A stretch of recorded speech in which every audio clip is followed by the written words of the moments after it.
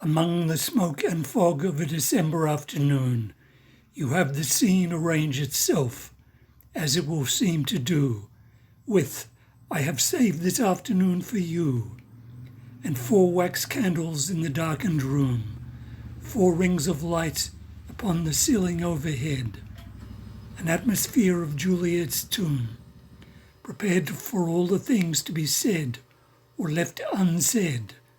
We have been, let us say, to hear the latest Pole transmit the preludes through his hair and fingertips. So intimate this Chopin that I think his soul should be resurrected only among friends.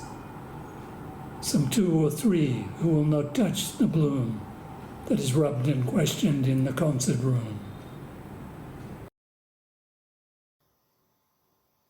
And so the conversation slips, among velleities and carefully caught regrets, through attenuated tones of violins, mingled with remote cornets, and begins. You do not know how much they mean to me, my friends, and how rare and strange it is to find, in a life composed so much of odds and ends. For indeed I do not love it. You knew. You are not blind. How keen you are. To find a friend who has these qualities, who has and gives those qualities upon which friendship lives. How much it means that I say this to you. Without these friendships, life, what cauchemar. Among the windings of the violins and the ariettes of cracked cornets, inside my brain a dull tom-tom begins, absurdly hammering a prelude of its own. Capricious monotone. That is at least one definite false note. Let us take the air in a tobacco trance, admire the monuments, discuss the late events, correct our watches by the public clocks, then sit for half an hour and drink our box.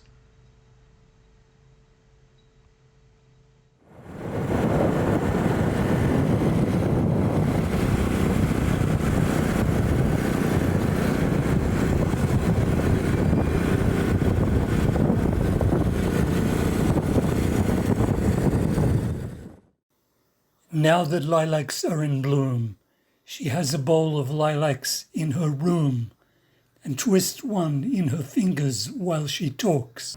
Ah, my friend, you do not know what life is, you who hold it in your hands.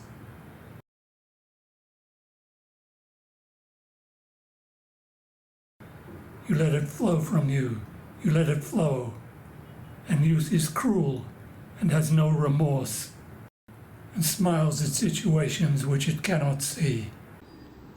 I smile, of course, and go on drinking tea.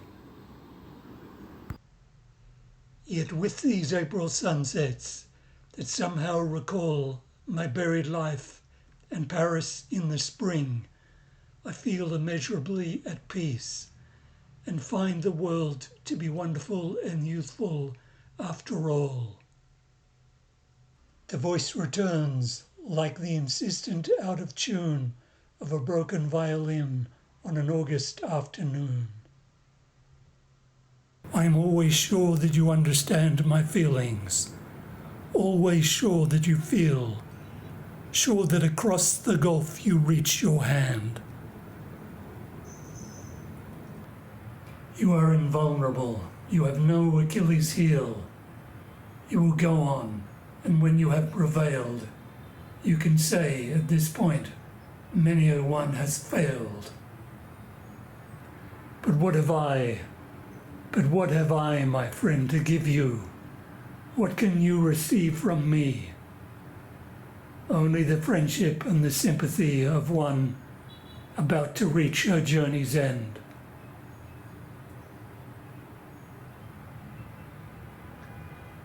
I shall sit here serving tea to friends. I take my hat. How can I make a cowardly amends for what she has said to me? You will see me any morning in the park, reading the comics and the sporting page. Particularly, I remark, an English countess goes upon the stage. A Greek was murdered at a Polish dance. Another bank defaulter has confessed. I keep my countenance. I remain self-possessed, except when a street piano, mechanical and tired, reiterates some worn-out common song, with the smell of hyacinths across the garden, recalling things that other people have desired. Are these ideas right or wrong? The October night comes down, returning as before, except for a slight sensation of being ill at ease. I mount the stairs and turn the handle of the door, and feel as if I had mounted on my hands and knees. And so you are going abroad, and when do you return? But that's a useless question. You hardly know when you are coming back. You will find so much to learn. My smile falls heavily among the bric-a-brac. Perhaps you can write to me. My self-possession flares up for a second. This is as I had reckoned. I have been wondering frequently of late, but our beginnings never know our ends, why we have not developed into friends. I feel like one who smiles, and turning shall remark suddenly his expression in a glass. My self-possession gutters. We are really in the dark. For everybody said so, all our friends. They all were sure our feelings would relate so closely. I myself can hardly understand. We must leave it now to fate. You were right at any rate. Perhaps it is not too late. I shall sit here serving tea to friends. And I must borrow every changing shape to find expression. Dance, dance like a dancing bear. Cry like a parrot. Chatter like an ape.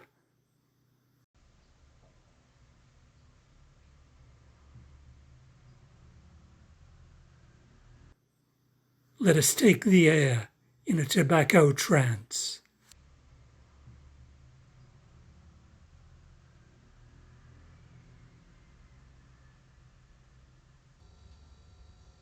Well, and what if she should die some afternoon grey and smoky, evening yellow and rose, should die and leave me sitting pen in hand, with the smoke coming down above the housetops, doubtful for a while, not knowing what to feel, or if I understand, or whether wise or foolish, tardy or too soon.